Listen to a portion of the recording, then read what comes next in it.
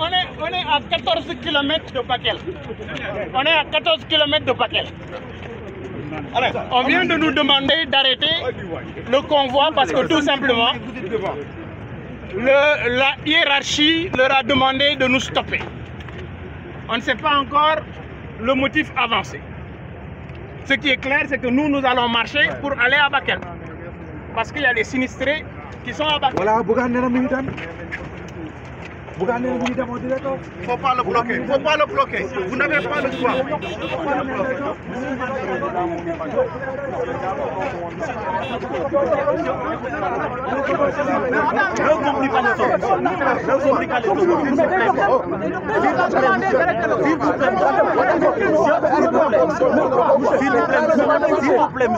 S'il vous plaît, monsieur. Respectez-nous. S'il vous plaît, monsieur. Non, arrêtez-nous. S'il vous plaît, il faut nous respecter, monsieur. Il faut nous respecter, monsieur. Monsieur, il faut nous respecter. S'il vous plaît, on a reçu les instructions. Mais vous n'avez qu'à nous arrêter. S'il vous plaît, monsieur. Mais non, monsieur. Ne nous bousculez pas. Ne nous bousculez pas, monsieur, s'il vous plaît. Monsieur. Mais pas avec lui. Mais pas avec lui. Arrêtez le convoi. Ne nous bousculez pas. Mais faut pas avec lui. Ne nous bousculez pas. S'il vous plaît, vous arrêtez. Mais laissez-le partir. Laissez-le partir. Arrêtez-moi. Arrêtez-moi. On n'arrive pas, monsieur. Vous allez nous arrêter. De marcher, s'il vous plaît. Vous n'avez pas le droit de bloquer notre travail. Vous n'avez pas ce droit. S'il vous plaît, ne nous bousculez pas.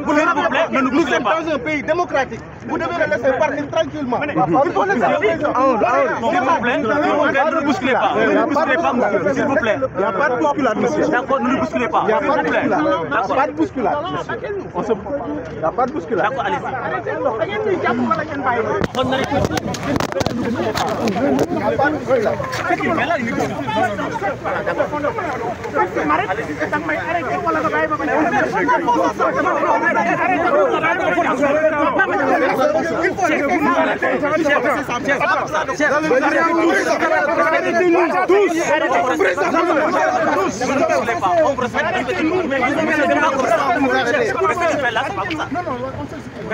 Mais vous nous dites pourquoi vous nous arrêtez, monsieur. Nous, on aimerait dire ça. S'il vous plaît, ne nous bousculez pas. On aimerait dire ça.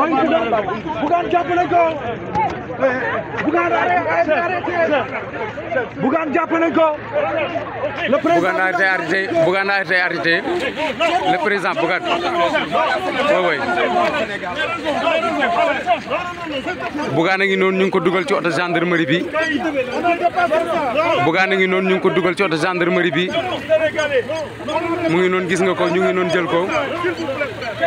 Waaw. Bougane a ngi noonu ñu ngi ko jël. Thierno Bocoum mu ngi noonu gaa yi ngi koy jël mook Anta Babacar Ngom ñu ngi leen di man mëne.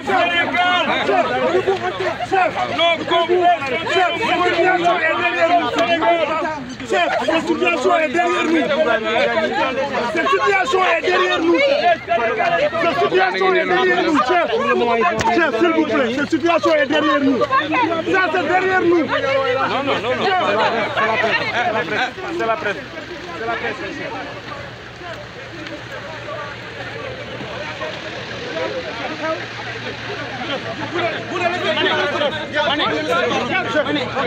C'est ça le pays, c'est ça ce que Sonko, c'est ce que Sonko combattait ça. Regardez-nous.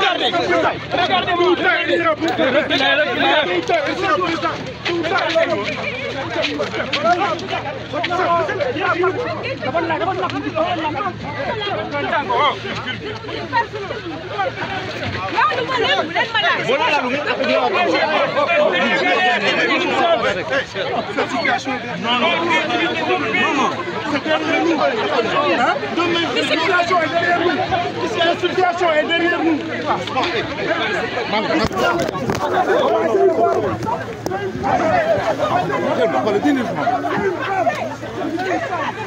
Anta Babacar Ngom leen la ñuy jàpp noonu waaw.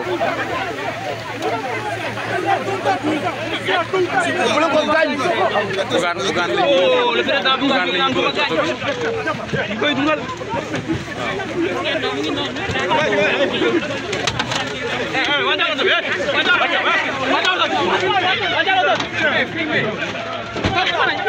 Bougane ngi noonu dugal nañ ko oto bi. On a dépassé cette situation. S'il vous plaît. Monsieur, on a dépassé cette situation. S'il vous plaît. Reculez.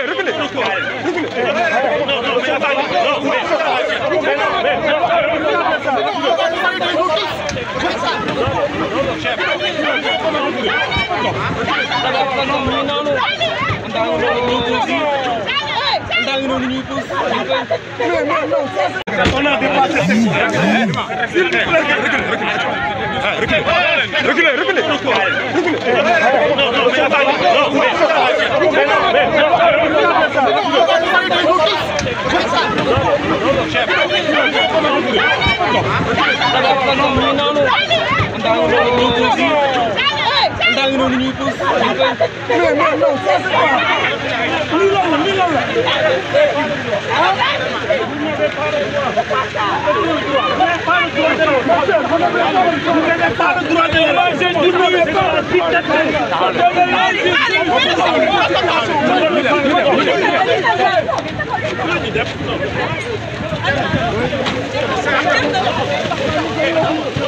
Anta ngi noonu di xataraayu nee na duñ yóbbu Bougane bàyyi ko fi moom Bougane ngi noonu jël nañ ko oto bi déporté nañ ko gis nga ko oto baa ngi noonu di dem Bougane ngi noonu ñu yóbbu Bougane ngi noonu ñu yóbbu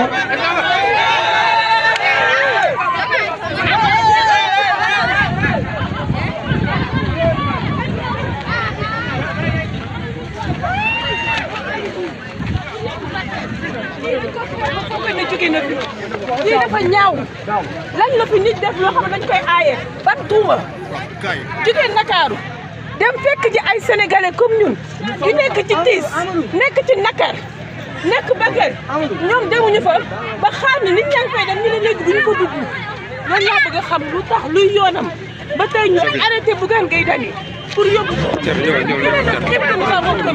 et nous irons à Bakel inchallah rabbi suñu tànk dina yegg attention foral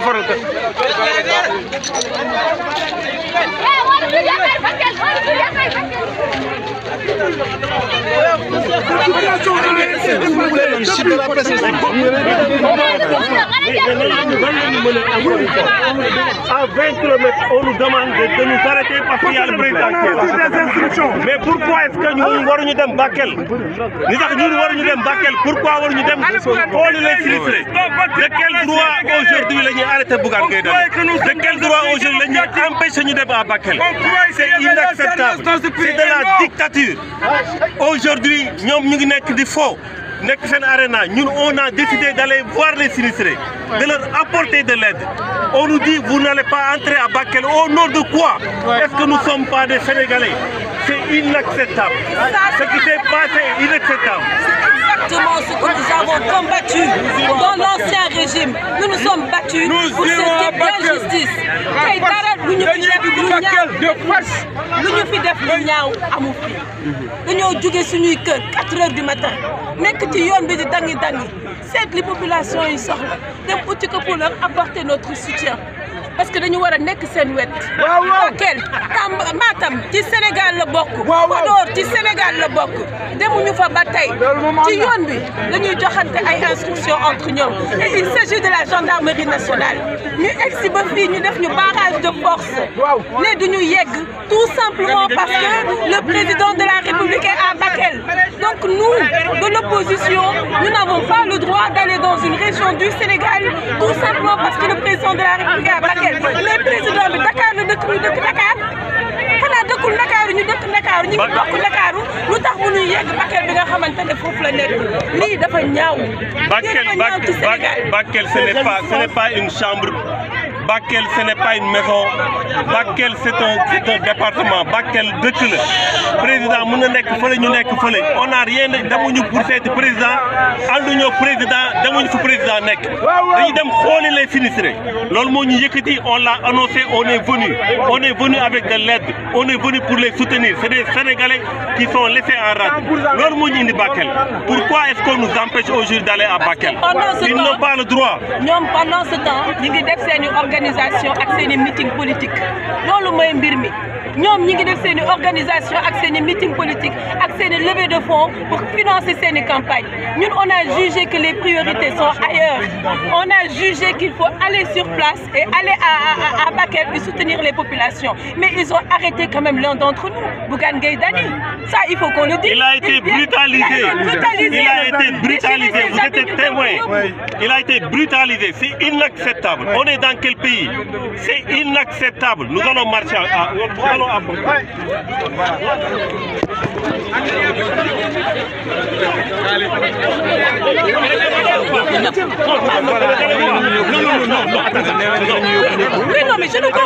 Ils veulent marcher parce qu'on est juste à 14 km. À 14 km de Bakel. On est à 14 km de Bakel. Gendarmerie bi takk seen ay barrières. Ñu ne kenn du fi